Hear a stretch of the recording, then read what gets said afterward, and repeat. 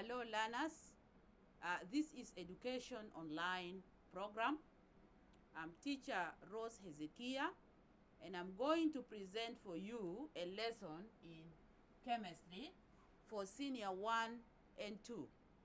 Our topic for today is about electrovalent or ionic bond and covalent bond. In my previous lesson, I gave a brief definition about ionic bond. Ionic bond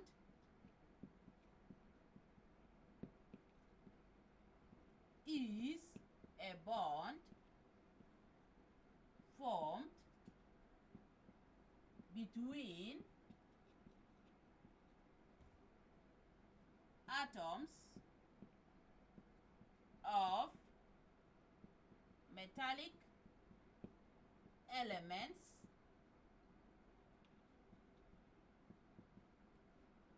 losing or transfer electrons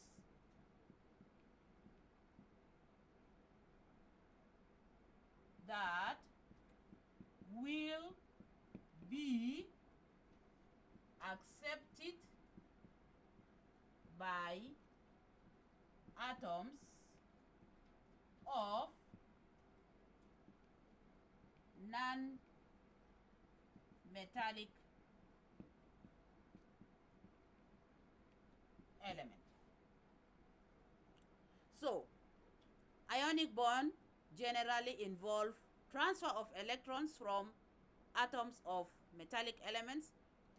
These electrons will be gained or accepted by atoms of non-metallic elements. Atoms of metallic elements can lose from 1 up to 3 electrons in their outermost energy level.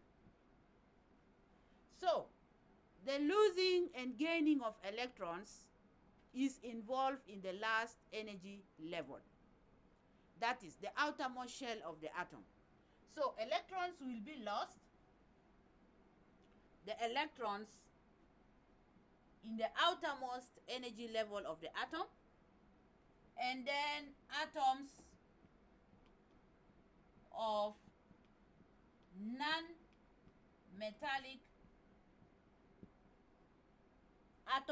non-metallic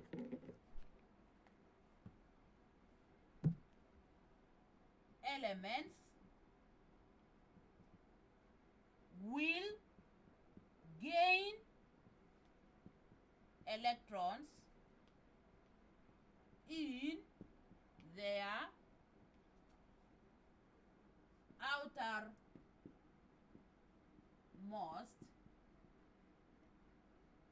energy level. Why do atoms lose and others gain? So atoms lose electrons in order to attain the electronic configuration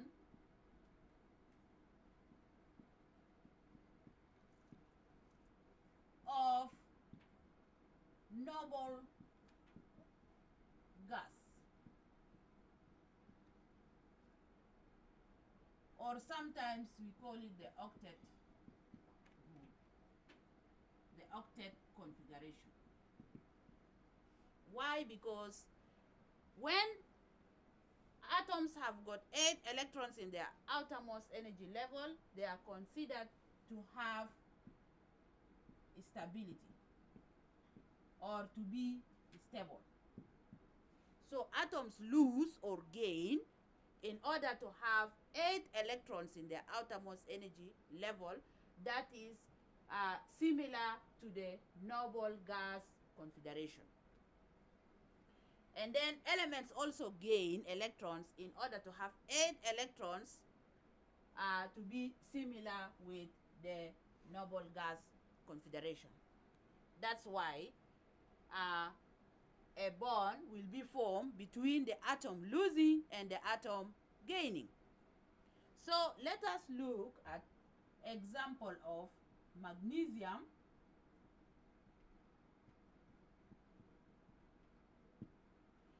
Atomic number 12. Magnesium has got electronic configuration of 2, 8, 1. 282, sorry. 282. That is 2 electrons in the first energy level, 8 electrons in the second energy level, and 2 electrons in the third energy level. If you sum up, it will give you a total of 12. Because according to distribution of possible arrangement of electrons, that is the electronic configuration, we say the first energy level takes 2, the second takes 8, and the third takes 18, and if it is less, we put 8.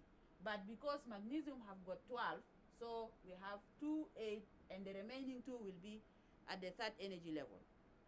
So, in order for magnesium to gain stability or to attain electronic configuration that is similar to the noble gases, magnesium will lose these 2 electrons. These 2 electrons,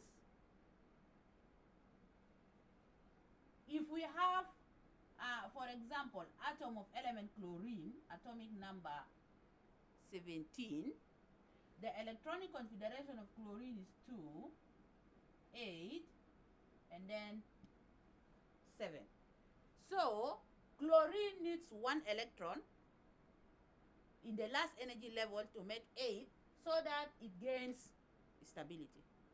So, magnesium will transfer 1 electron to 1 chlorine atom. Then we will have here chloride ion with 2, 8, 8. We will be in need of another chlorine atom, that is Cl17, with also electronic configuration 2, 8, 8. The remaining 1 electron will be transferred to the second chlorine atom. So we will also have another chloride, that is 2, 8, 8. So magnesium will become magnesium ion, also Mg with plus 2, that is 2, 8. So we will have one magnesium ion and 2 chloride ion. So 1 atom of magnesium will transfer 2 electrons to each of the chloride atoms, giving to each of the chlorine atoms, giving us 2 chloride ions.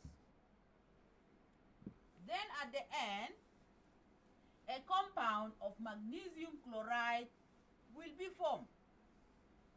That is combination of magnesium and chlorine. Then we have MgCl2.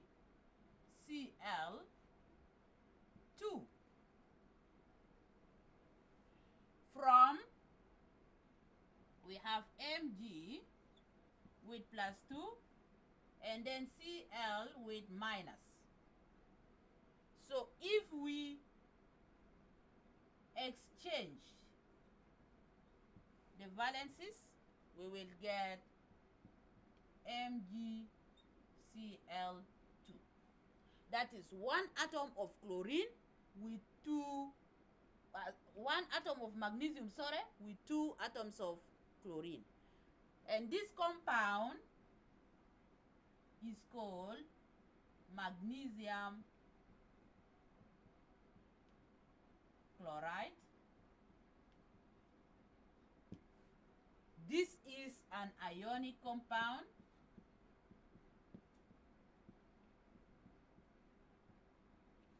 Because it came as a result of magnesium losing 2 electrons, each being transferred to 1 chlorine atom, giving us 2 chloride atoms. So if you look at this compound, we have 1 atom of magnesium and 2 chlorine atoms. So this is an ionic compound. It is formed as a result of losing atom of magnesium losing 2 electrons that will be accepted with 2 atoms of chlorine. So when magnesium loses 2 electrons, these 2 electrons will be distributed to the 2 atoms of chlorine. Both atoms will become ions. So we have magnesium ion and chloride ion. They combine to give us magnesium chloride. So let us look at the properties of ionic compounds.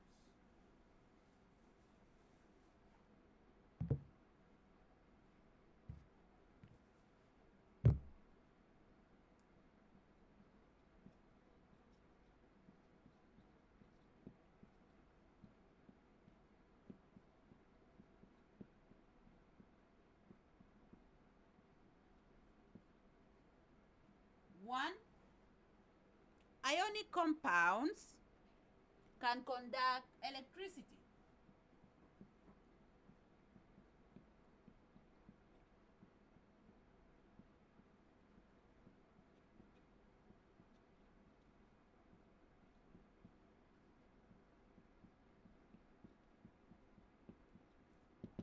Ionic compounds can conduct electricity when molten or in aqueous solution. When molten or in aqueous solution, because they contain free moving ions. So ionic compounds can conduct electricity because when it is molten or in aqueous solution, because it has got free moving ions. For example, when we look at the compound of magnesium chloride, we said this came as a result of magnesium ions and chloride ions. We have 2 of them. So if this is dissolved, if this compound is dissolved, it will give us ions of magnesium and ions of chlorine moving inside the aqueous solution. That's why it is a conductor. It can conduct electricity. Secondly, ionic compounds have got high melting and boiling points. 2, ionic compounds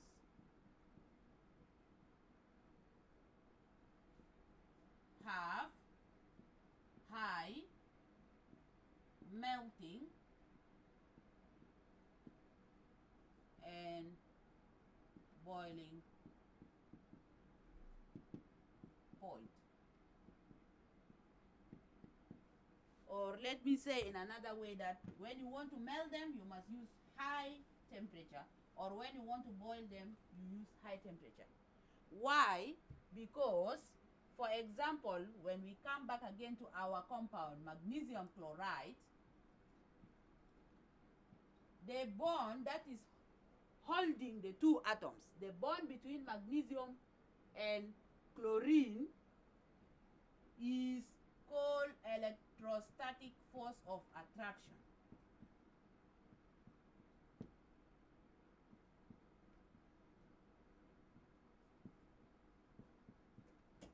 And this electrostatic force of attraction is very strong, that it requires high energy to break it out.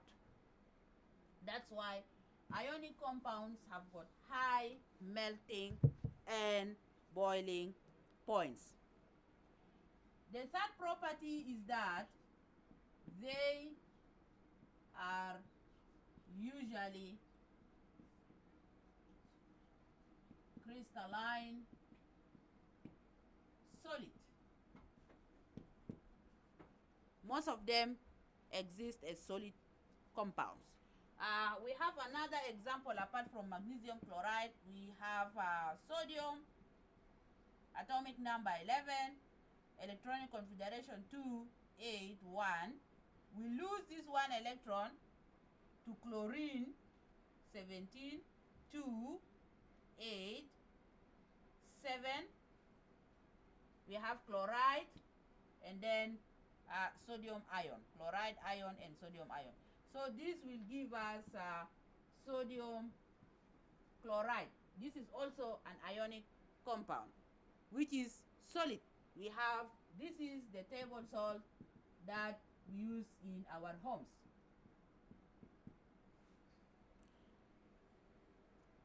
Then the last property is that ionic compounds dissolve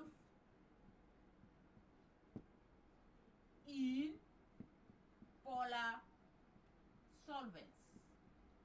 Ionic compounds dissolve in polar solvents, such as water, for example. Water is a polar solvent because they are able to bond with the positive and the negative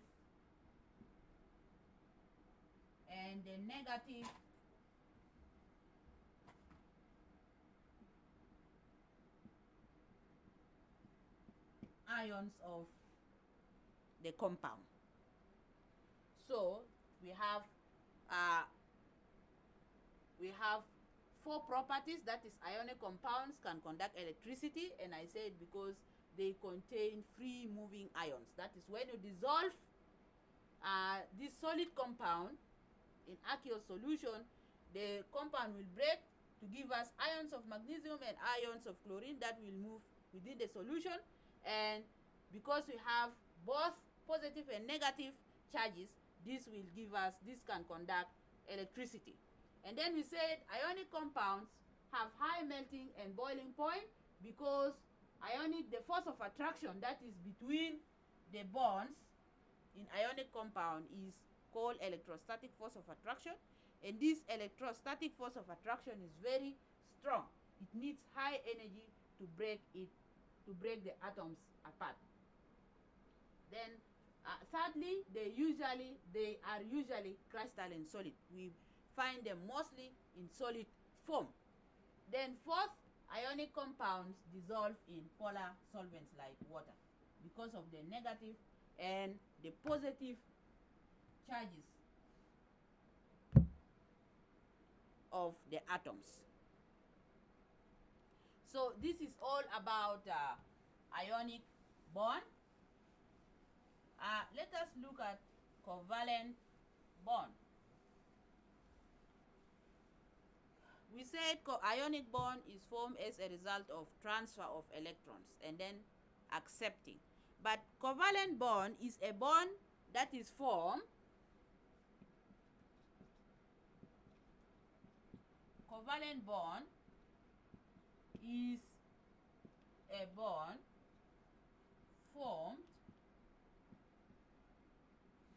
bond formed by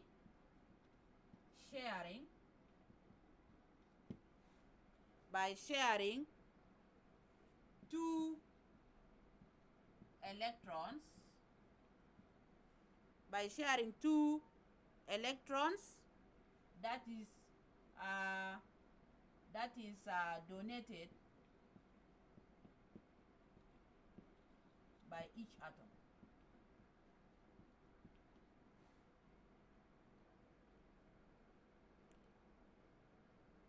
That is shared equally, and this by sharing of 2 electrons donated by each atom, formed by sharing 2 electrons donated by each atom. And these electrons are shared equally between the 2 atoms that donate, and these electrons will revolve around both atoms. So we have 2 atoms, each one contributing an electron. This electron will be shared among them, and the electron will revolve or will move around both atoms. For example, we have chlorine molecule. Chlorine molecule, that is Cl2. So if we have 2 atoms of chlorine, that is 2 8 7, and then another one 2 8 7. We can represent them in terms of circles. This one is for one atom of chlorine and this one is for the other. So each one will contribute an electron. Let us imagine that this belongs to this atom and the cross belongs to the other one. So we know that in the outermost shell of each chlorine atom, each one has got 7. So 1 will be donated for sharing, and then the 6 will remain. In the other atom also the same. 1 will be donated and the 6 will remain. So we have the shared pair. This is called shared pair of electrons. This is called shared pair of electrons. And the one that is not shared is called lone pair of electrons. So each one will donate equal. This one donating 1 and the other one donating 1. This one will make a pair that will be shared among 2. So if you count for this atom, this chlorine atom will have 1 2 3 4 5 6 7 8. This one also will have 1 2 3 4 5 6 7 8, because we said the donated electrons will be shared equally. That is, it will revolve around both atoms. So both atoms will exist together as one. They are now not single, but they exist as a single substances, which is molecule, that is chlorine molecule. And this bond that is built as a result of sharing electron is called covalent bond. So here, if an atom donates only 1, we have only 1 bond. So this is called single covalent bond. Single covalent bond. There are situations also where there is double covalent bond and triple covalent bond. But the most important thing is that this bond came as a result of each atom donating, and then each atom donating electrons, and then the electrons are shared among the 2 atoms equally. And the bond that exists or hold these 2 atoms is called covalent bond. So, for example, we have carbon dioxide. This is a compound of carbon and oxygen. We have one atom of carbon and two oxygen atoms. We can represent them in circular form like this. We have, this is carbon, and then we have the two atoms of oxygen. So we have here one atom of oxygen.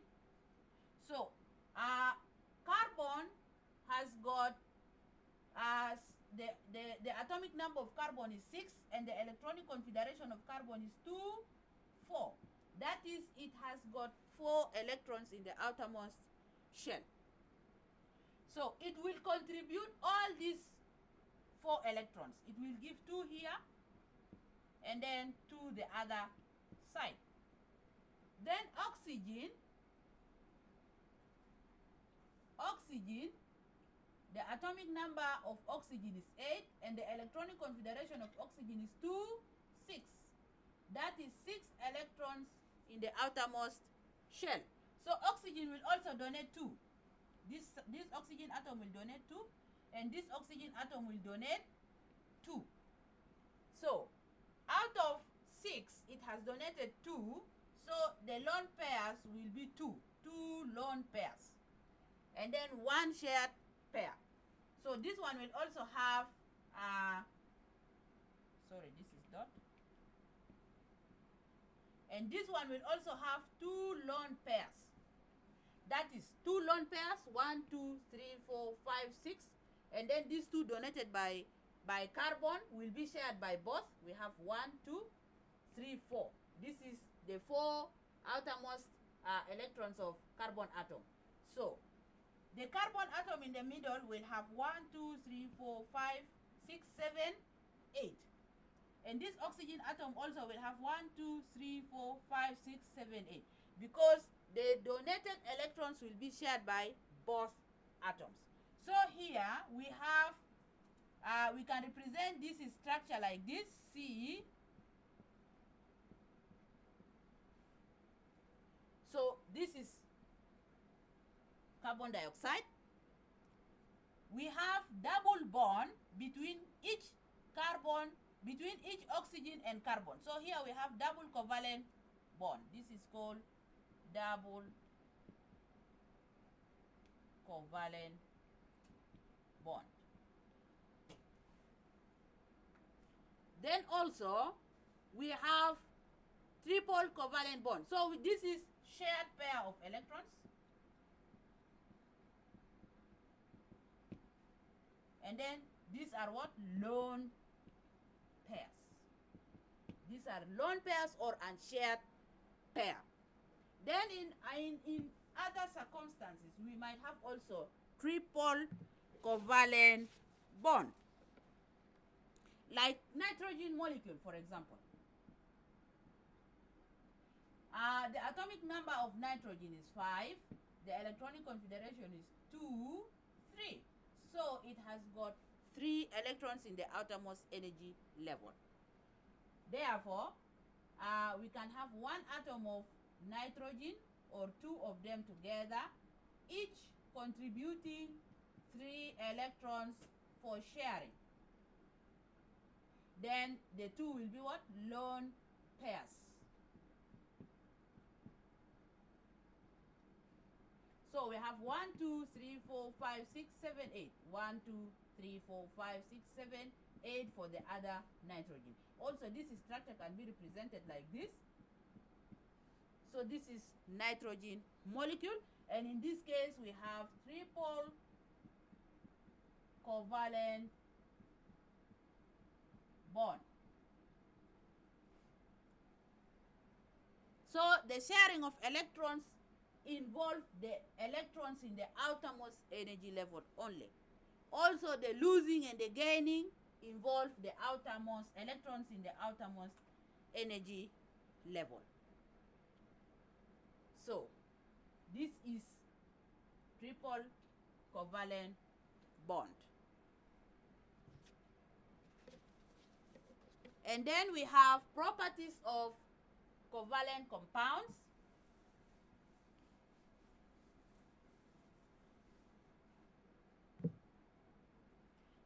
have properties of covalent compounds. So if we look at our lesson for today, elements combine to give us either compounds or molecules. And they combine in order to attain the noble gas configuration to gain stability. So covalent compounds are non-electrolytes. This is one. They are non-electrolytes. That is, they cannot conduct electricity. They cannot conduct electricity because they don't have free moving ions. They don't have free moving ions. And then also they are usually gases. We find them as gases, liquids. They exist as gases, liquids, or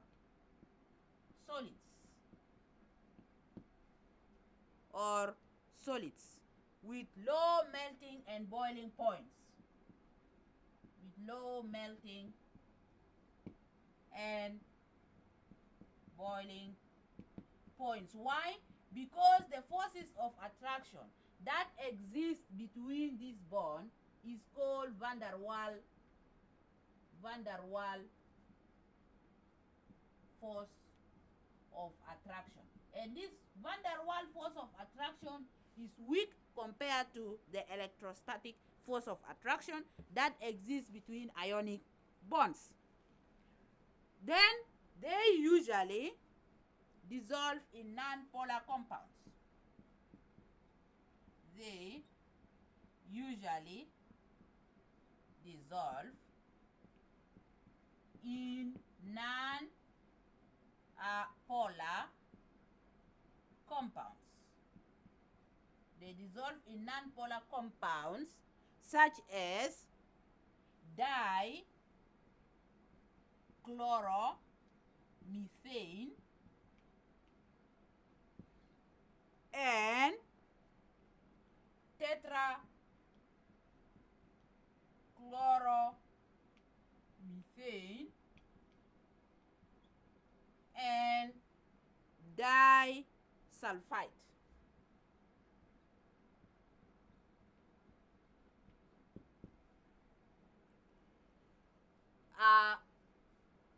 We have electrovalent or ionic bond that is formed as a result of losing or gaining electrons in the outermost energy level.